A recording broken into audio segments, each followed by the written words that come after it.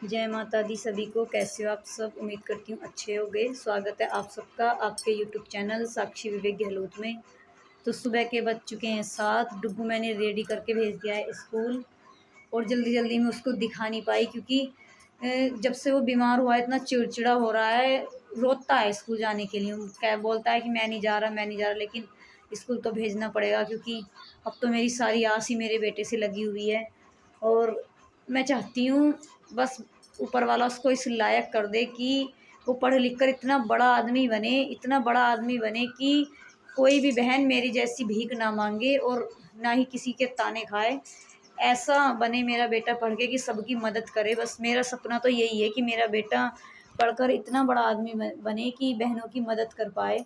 लेकिन जैसी मदद मेरी हुई है ना इस हालत में कि मेरे पति इतनी बुरी कंडीशन में है, तो ऐसी तो किसी की ना हो। मैं तो यही चाहती हूँ कि भगवान ऐसा दुख किसी के घर में ना लाए। जो गरीब भाई बहन है, जो जिनके घर पे छत भी नहीं है, तो मैं चाहती हूँ कि मेरा बेटा उनका सहारा बने। तो आप सब दुआ करना मेरे बेटे के लिए, प्रार्थना करना कि अच्छे से पढ़ाई में मन लगे उसका और मेरे पति भी ठीक हो जाएं। और मैं भी प्रार्थना करती हूँ कि सबके बच्चे कामयाब हों, अपने माँ बाप का नाम रोशन करें। तो आज मम्मी ने लगा दी है झाड़ू, क्योंकि सुबह को मम्मी लगाती हैं झाड़ू। ये देखो मम्मी झाड़ू लगा रही हैं। मैं सुबह को डुग्गू का काम में लगी रहती हूँ, उसको नहलाना धुलाना बहुत टाइम लगा देता है। कपड़े पहनने में ही बहुत टाइम लगता है। वो ये सोचता है कि बस निकल जाए उसकी। तो मम्मी लगा रही हैं झाड़ू और मैंने बाल्टी अपनी भर ली है पोछा लगाने के लिए। देखो इधर कितनी गंदगी हो रखी है। अभी गेहूँ निकल के आई है तो अभी साफ़ सफाई नहीं हुई है। तो ऐसा कुछ नहीं है हमारे में कि जो काम की बहू इस काम को करेगी तो सास उसको करेगी। जिसको जो दिखता है वो कर लेता है। ये नहीं है कि बहू खाना बनाएगी, बहू पशुओं का नहीं कर सकती। मम्मी भी खाना बना लेती हैं, मैं पशुओं का कर लेती हूँ। जो कि मैंने कभी भी, मुझसे पशु को खोलना भी नहीं आता था। गऊ माता को मुझे ये नहीं पता था कि ये कैसे बंधती है।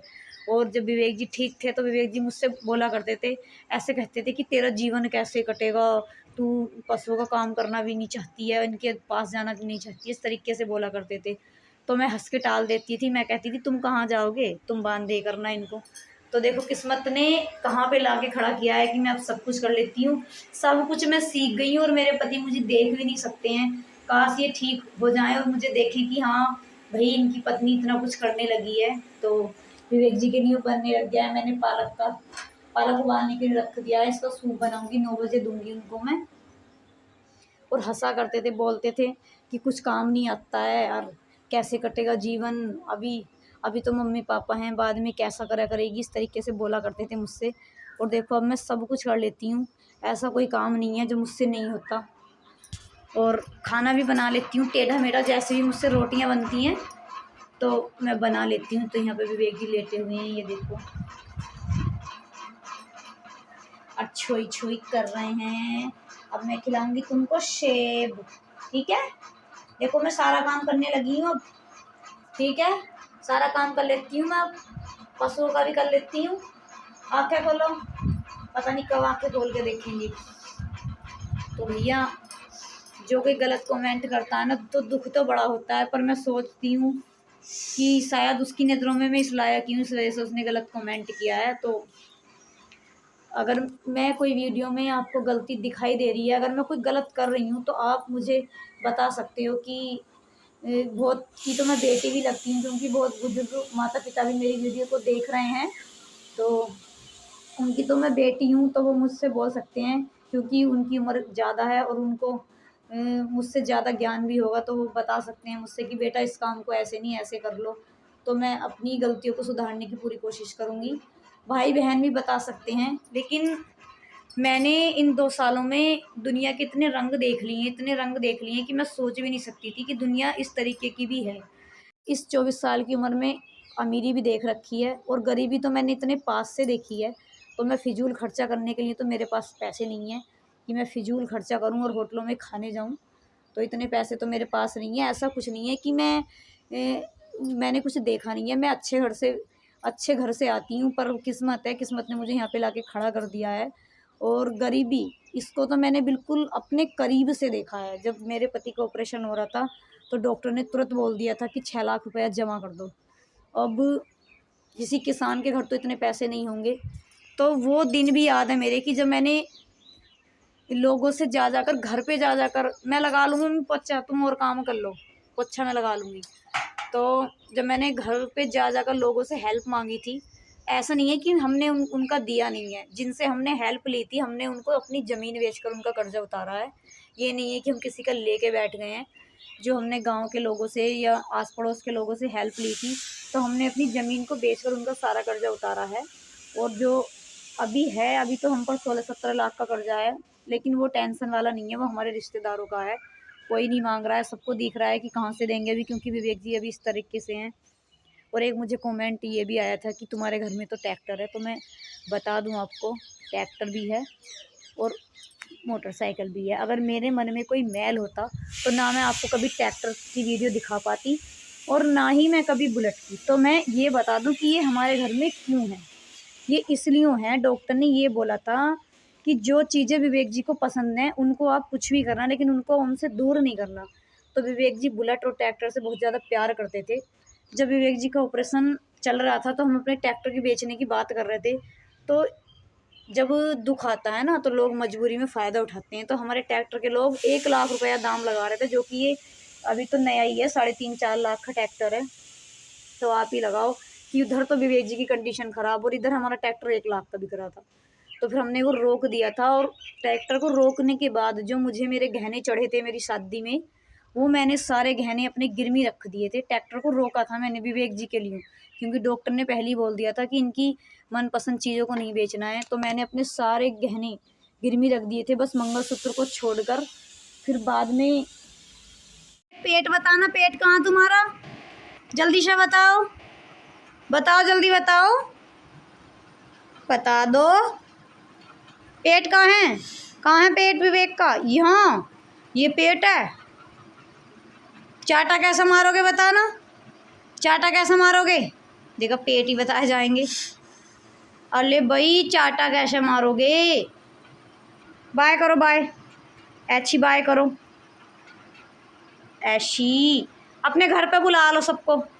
कैसे बुलाओगे, कैसे बुलाओगे, ऐसा करके जल्दी जल्दी बुलाओ, जल्दी से बुलाओ, जल्दी बुलाना, जल्दी जल्दी हाथ करो अपना, ऐसे बुलाओगे जल्दी जल्दी, ऐसा करके। एक उंगली उठाना, 2 3, चलो बस अब मैं तुम्हारी एक्सरसाइज कर। मेरे आलू उबल के हो गए हैं तैयार। अब मैं इनको छील के और सब्जी बनाऊंगी। इसमें से ही विवेक की सब्जी बना दूंगी, विवेक जी की, और इसमें से ही हम लोग अपने आलू बना लेंगे। यहाँ पे मैंने 1 चम्मच घी डाल दिया है। आप देखना विवेक जी की सब्जी कितनी नॉर्मल बनती है, बस ये हल्दी डलेगी, नमक, और ये आलू मैंने इस तरीके से छोटे छोटे पीस कर लिए हैं इसके। आप खुद कमेंट में कहोगे कि क्या सब्जी बन रही है ये, तो ऐसी दी जाती है, इनको तेल नहीं दिया जाता है। मैंने एक दिन घी ख़त्म हो गया था तो तेल में सब्ज़ी बना दी थी, तो मैं इतनी परेशान रही थी 10 दिन तक। इनको इतनी खांसी, इतना सक्शन करना पड़ा है मुझे बहुत ज़्यादा। तो भाई इंडक्शन ज़्यादा तेज़ हो रहा है, पहले इसको करती हूँ कम। तो अब देखो सब्ज़ी ज़्यादा ही है। पहले मैं करती हूँ थोड़ा सा पानी गर्म आलू में डालने के लिए, इसमें ये घी में थोड़ा अच्छे से मिक्स हो जाएंगे।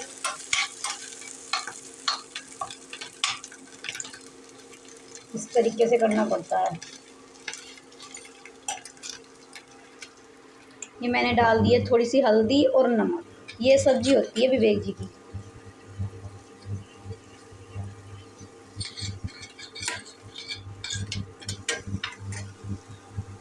अब जो मैंने पानी गर्म किया था वो थोड़ा सा पानी डालूंगी इसमें मैं। बहुत सारी बहनें कहेंगी इतना सारा पानी, तो बहनों इसमें इतना ही पानी डलता है। ये थोड़ा बक्का पड़ जाएगा, खद्दा सा लग जाएगा, फिर उसके बाद मैं इसको उतार लूँगी, फिर इसमें रोटी भिगो दूँगी। अब मैं इसको रखती हूँ ढक के। तो भैया मैंने रख दिया है तवा खाना बनाने के लिए। मैं आटे पे लगाती हूँ पहले कपड़ा, मक्खियाँ आ रही हैं। ये बन रही है विवेक जी की रोटी। देखो कितनी गोल रोटी बनानी आती है मुझसे, क्योंकि मैंने अपने घर पे कभी काम नहीं किया ना, मौसी ने मेरे काम नहीं करवाया था मुझसे। मैंने 12th कर लिया था तब तक मुझसे बालों की चुटिया करनी भी नहीं आती थी। मौसी चुटिया करके भेजती थी मेरी। बनने वाली है तो भाई विवेक जी की रोटी हो गई है तैयार।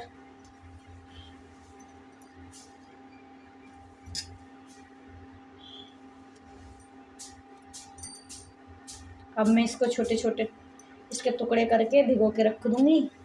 इतने में सबके लिए खाना बना दूंगी, सबकी रोटियां बना दूंगी, फिर उसके बाद विवेक जी को खाना खिलाऊंगी। मेरा तो अभी व्रत है। ये देखो सब्जी बन गई है आलू की। मैं इसको इस तरीके से भिगो दूंगी और पतली इसलिए करनी पड़ती है। अब देखो ये इतनी पतली हो रही है, जब ये ठंडी हो जाएगी तो टाइट हो जाएगी। अब मैं रख देती हूँ इसको ढक के, कभी मक्खी वगैरह गिर जाए। देखो उधर चल रही है मम्मी का काम चल रहा है लेटा।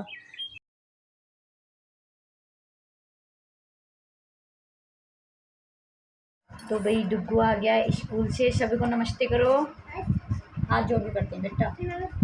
हाँ नमस्ते बोलो, कैसे हो आप सब। तो भाई बहुत सारे कमेंट आते हैं मुझे कि अपना बेटा बिगाड़ लिया है, तो प्लीज़ मैंने बिगाड़ा नहीं है। ये तो मासूम है बेचारा, इसको तो बाप का प्यार भी नहीं मिल रहा है। देखो खुद से कपड़े निकाल रहा है। बिगड़ा हुआ तो है ही, लाड में बिगड़ गया, लेकिन समझदार भी है, ऐसी बात नहीं है यार। नहीं इसको ऐसे खुलता है ये। सुबह को रोके क्यों जाते हो बेटा, गंदे बच्चे रोते हैं। डुग्गू तो गंदा नहीं है ना। स्कूल का नाम क्या है डुग्गू का। आज अपना नाम बताओ सबको। अच्छा नाम बताओ, चलो अपना आज सबको बता दो क्या नाम है।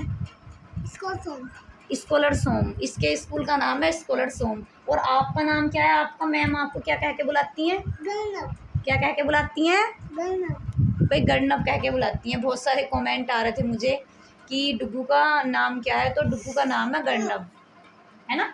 गणनव, डुग्गू का नाम गणनव है। और इसका नाम गैपे ही निकला था, तो हमने इसका नाम गणनव गहलोत रख दिया। लाओ बेटा, अब मैं अपने बेटे को पिलाती हूँ पानी वानी। तो वीडियो को ही थोड़ा बंद करती हूँ क्योंकि गर्मी में आया है। तो भाई डुग्गू ने अपनी ड्रेस निकाल दी है। गर्मी हो रही है बहुत, है ना, गर्मी हो रही है। पानी लेके आऊँ। पानी, खाना, खाना भी लेके आऊँ। ठीक है, तो भाई डुग्गू खाएगा खाना। अब ऐसे कर दो सबको।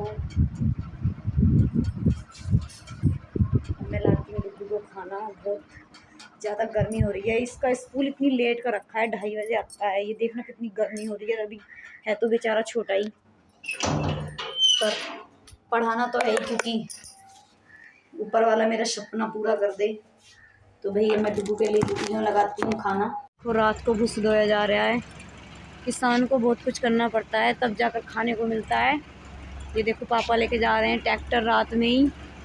मेरे फ़ोन का कैमरा इतना अच्छा नहीं है तो साफ़ नहीं दिखाई देगा, टूटा फूटा फ़ोन है, बस काम चलाओ चल रहा है। तो आप देख सकते हो रात को घुस धोया जा रहा है। रात के बज चुके हैं 10। पापा हैं और 2 हमारे रिश्तेदार हैं, वो ढुलवा रहे हैं। अगर विवेक जी होते तो ये सब ना देखना पड़ता, पहले खुद ढो लिया करते थे। अब मैं चलती हूँ विवेक जी के पास, मुझे देनी है विवेक जी को दवाई। ये देखो छोई छोई हो रही है दोनों की, बेटा और पापा की। अब मैं इनको देती हूँ दूध, उसके बाद मैं भी लेटूँगी। ये जा रहा है ट्रैक्टर, पूरी रात घुस ढोया जाएगा।